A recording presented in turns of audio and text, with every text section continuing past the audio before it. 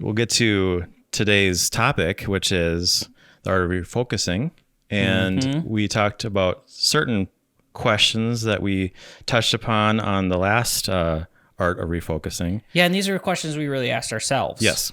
Right? Yeah. When we're thinking about refocusing, and we realized when we did the last podcast, we didn't really explain what those questions necessarily were. Right, or why they were important. Right, and they're super important. Right.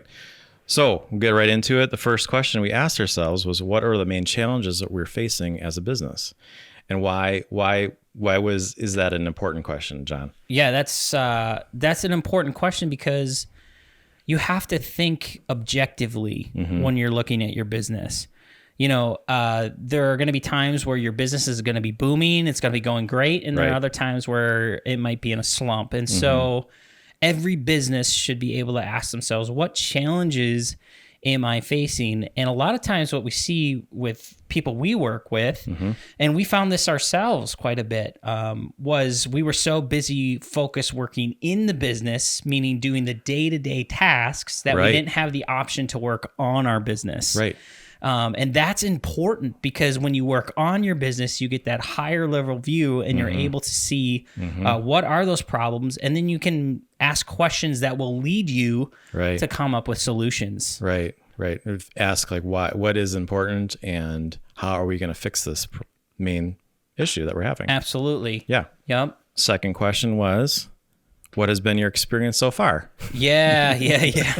I remember that. I remember asking ourselves that. And in our situation, what our experience had been so far was our marketing as far as like to the people we wanted to get to wasn't working. Right. And so we really asked ourselves, why isn't it working?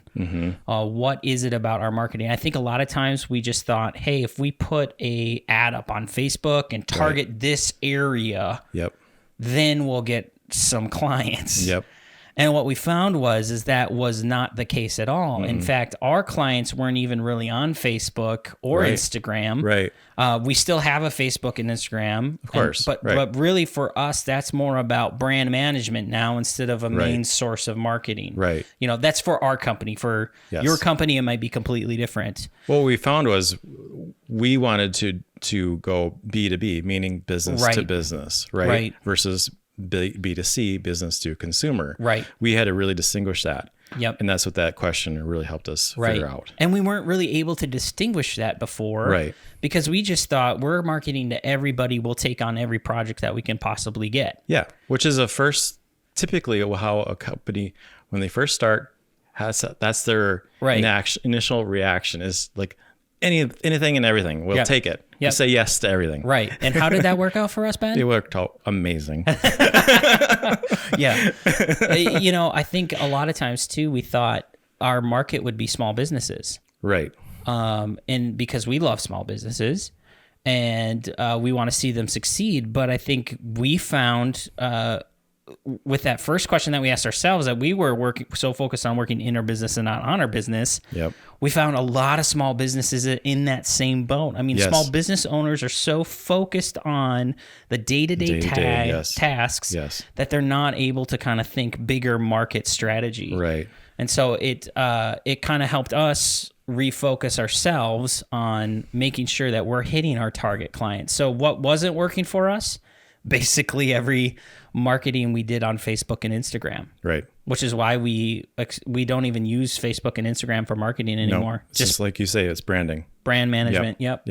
Third question we asked ourselves was, what did you feel did or didn't work? Which kind of ties into the back one. Yeah, it totally does. And you know, I think you have to really be honest when you answer this question because you might think that you came up with the coolest intro or the coolest advertising campaign that you could.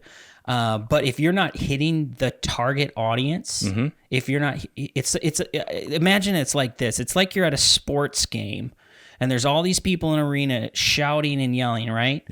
And you are trying to shout across that arena to the person sitting in the seat way on the other side of the arena. Well, no matter how loud you scream, you're never going to hit them because you have not defined your target audience. Yep. And so when you define your target audience, you're able to go, well, how am I going to reach that person across the stadium? I'm going to buy a seat next to them. I'm going to do something of that nature so that I could, reach them and where they're at, right? Yeah. And so you really got to think about personifying your client, your ideal market. Where do they like to shop? Do they listen to podcasts? Do they listen to it on Spotify? Do they listen to it on Apple? Are they on Facebook? Do they use Instagram? Are they on LinkedIn? What social platforms are they already engaged in so that you can then directly talk to them rather than this general, we're going to put out an ad and hopefully hit our target market. And usually that just plays flat. Exactly. Right? Now, I don't want to say that Facebook marketing isn't a good thing for some companies. Absolutely. If you have a product or a service that specifically is geared towards, moms or might be the best. Dads, best place to go. That might be the best place to go. But absolutely. For us, in our experience, that just was not the case. Right. The other question that we asked ourselves, why is asking this question a good thing for us? Was what would be a big win for you? Oh, yeah. Yeah, I think this question really starts to help you define what your future could look like. And the reason why that's so important is because I think a lot of business leaders either think, hey, where I'm at now is just where I'm going to be at. Right. But and I'll say this to everybody out there who's listening, is just because you're at a certain point now doesn't mean that's where you're always going to be. Right. There's hope for the future. And I think that question in particular also is introspective a little bit. What would be a big win for me? So it's not just talking about the business. It's talking about your personal life as well. Sure. It's talking about your family, what would be a big win for me? So I think both of us did this question, and my answer and your answer were pretty similar. My answer was, man, I want to be able to spend more time with my family because my kids are important to me and my wife is important to me, and I want to be able to have weekends with them and not be working 60 hours a week. That had nothing to do with business. No. That had everything to do with my personal life. Right. And another goal that I think we shared was that we wanted to travel. And again, it's like the experiences that we wanted to have with our family. Exactly. And so that kind of helps you visualize a future. It gives you a personal goal, and you go, hey, that could be obtainable. Right? How do we get there? Right. Which is why I think the next question you're going to ask. Next question is a good one.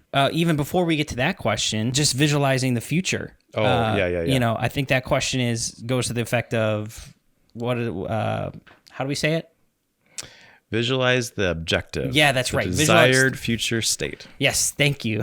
That's how we say it. I couldn't remember it off the top of my head.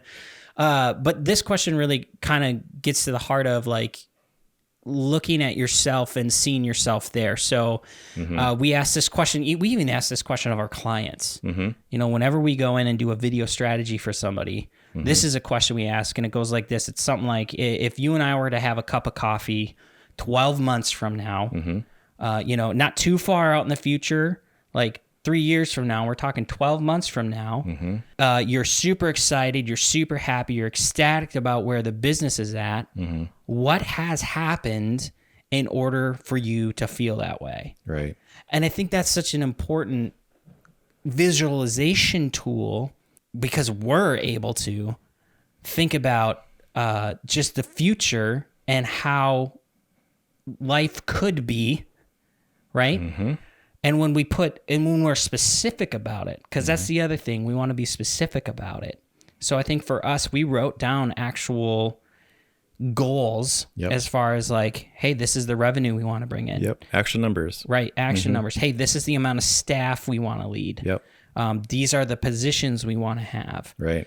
And when we wrote down those numbers, I mean, prior to doing that, we didn't really think hiring a staff was going to be a possibility for us, right? Like we were just kind of going, but now we have a plan in place where we're looking to hire some sales teams and an editor and a marketer and all this stuff. Maybe not immediately, but we see the steps we need to take. And so visualizing that future all of a sudden allows you to set up some targets or goals. And there's what I call 10-meter targets. So those are the things that are immediate. So things like, the day-to-day tasks do fall within the 10-meter targets. And there's the 50-meter targets, which is maybe you're, not taking your entire profit, but you're reinvesting that into the company and making sure that you can support a staff that you want. And then there's the 100-meter targets. Those are the ones that are a little far off. So maybe it's at one staff member right now, but we're going to hire another in the future, right? So that question of visualizing that future allows you to kind of set up targets and goals that you want to meet so that you can ultimately reach your ultimate goal, which would be that big win. What's that big win for you? Spending time with family, traveling, whatever that is. Right. Yeah. Awesome. And then the final question, how will we measure this? Yeah. Why is that important? Yeah, that's important to put metrics to your goals. And so that kind of goes to the 10, 50, and 100-meter targets, right? Like, for instance, our 50-meter target is a sales position. If that's what it is, that's 6 to 8 months down the road. What are the steps we need to take in order to make that happen? We need to increase our revenue. We already need to have a system in place so that when this person joins our team, not only is their salary and benefits covered, but they're able to walk into a well-oiled system and take that on. Right. It was interesting. I heard this statistic from my cousin. He said that whenever you're hiring a sales staff, and you're the one doing the sales and you're going to replace your position, always hire two, because one salesperson is going to do 70% of the work that you want to put in. Yeah. And so when you hire two, you're actually gaining more. Yes. Right? You're going for the more 140%, rather than just replacing yourself. Yeah. Which I thought was a good insight. It is very good insight. And it's probably not something you really want to hear, but at the same time, you need to be aware of that, right? Absolutely. Like you're going to give 110%. Whereas a staff person will probably give 70. Right. Yeah. Right. So when you're thinking about these questions, Ben, I've done a lot of talking here. It's all good. When you're thinking about these questions, I mean, how would you measure the metrics? How would you measure success as far as like obtaining and reaching those goals? What would be those rocks that would go? You'd go, yep, we are making strides towards the goals that we set out. Yeah, I think if you can hit those goals that you put out to yourself, but also give yourself grace, because I think for myself, I say, hey, I want to make X amount of money, and if I don't hit that goal, it's gonna it's like 2 steps back, right? Oh yeah, that's good. So I think it's valuable to give yourself grace. I'd have to really think on this. Okay. I think you're putting me on the spot. I know I did. I put you on the spot there. No, but you brought up a good point, about giving yourself grace. I think a lot of times we can be overwhelmed if we don't hit a goal. We think we're a failure. Right. And we might have failed at that goal, but that doesn't mean we're a failure. Right. In fact, failure can be a good thing. Oftentimes, there's countless connections and people that I've talked with, and as I'm talking to them, they might say something to the effect of, "You know what? I don't need your services." Yep. And objections are not rejections. No. Right. Objections are not rejections. Right. And so it wasn't, I don't need your services ever for all of time. It was, I don't need your services right now. But actually what I was able to do with one client is she had decided she was going to go in a different direction. And I just said, hey, I know you value honesty. I know you value pushback. I just want to let you know why I think that this direction, our video strategy, is better than what you're looking at. Yeah. And what she was looking at was something that was a little more, how would you say, generic. Yep. It wasn't tailored more to... traditional. Yeah, more traditional, which is okay. But her whole target market was emerging leaders and middle-level managers. Right. And it was like, whoa, 79% of people would rather watch a video than read text on a page. That's a Foster research number. Yes, that's and then on top of that, of the things read on a page, only 10% is really digested versus 90% of what's in a video. So a video is like, and I think a lot of people know, video is like the best way to communicate. Right. But what they don't realize is how much retention they have in a video versus just a blog or text on a page. Right. And so I went back to her and I said, this is why I think you're going to miss your mark. And so that was an objection, right? It wasn't a rejection. Yep. I mean, it kind of was a rejection. She's like, I'm going to go in a different direction. But I was able to talk to her, and now we're continuing to have conversations about her new online strategy. Love it. Yeah. And the content. So objections are not rejections. You're gonna fail at things, and that's okay. Absolutely. Especially learn from those failures. Now, if you don't, this is where a failure is a failure. If you look at a failure and you don't learn anything, right, that's a total failure. Right. But a failure, maybe you didn't make the sale, maybe you didn't sell your product, maybe your strategy didn't work exactly the way it was meant to. That's still not a failure. That's a learning opportunity. And if you learn from it, that's going to be valuable insight for you and your business. Absolutely. Yep. Yeah. Well, that's all the time we have today, I think, right, John? I think that's all the time we have today. Thanks for joining us, guys. See ya. Bye-bye.